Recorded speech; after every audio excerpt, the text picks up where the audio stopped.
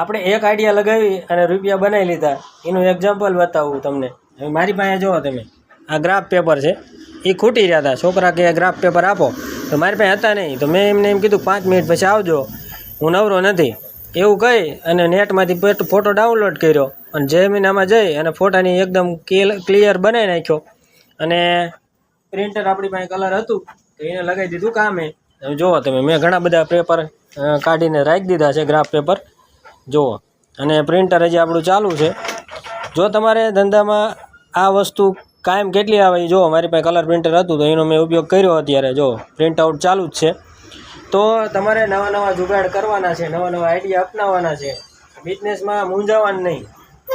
કંઈ વસ્તુ એવું નથી કે આપણી પાસે બધી વસ્તુ હોય જ તે.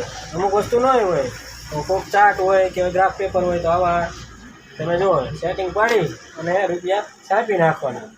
મેં તો કમ્પ્લીટ કરી નાખ્યું, હમણાં આવશે ને આપણે આપી પણ દઈશું. તો આવું છે જે ધંધામાં ન હોય એટલે બધું કંઈક ને કંઈક કરતું રહેવાનું. અને જો આ ચાલુ જ છે. આપણા ગ્રાફ પેપર બનીને રેડી થઈ ગયા છે. અને આવું કોણ કોણ સેટિંગ પાડે છે એ મને જરાક કોમેન્ટ કરજો. અને તમે જો આવી રીતનું સેટિંગ કરતા હોય અને બિઝનેસમાં જોડાયેલા હોય તો આવો મગજ દોડાવો છો કે નહીં એ પણ કોમેન્ટ કરવાનું છે. તો આજનો વિડીયો કેવો લાગ્યો જરાક મને કોમેન્ટમાં જણાવજો.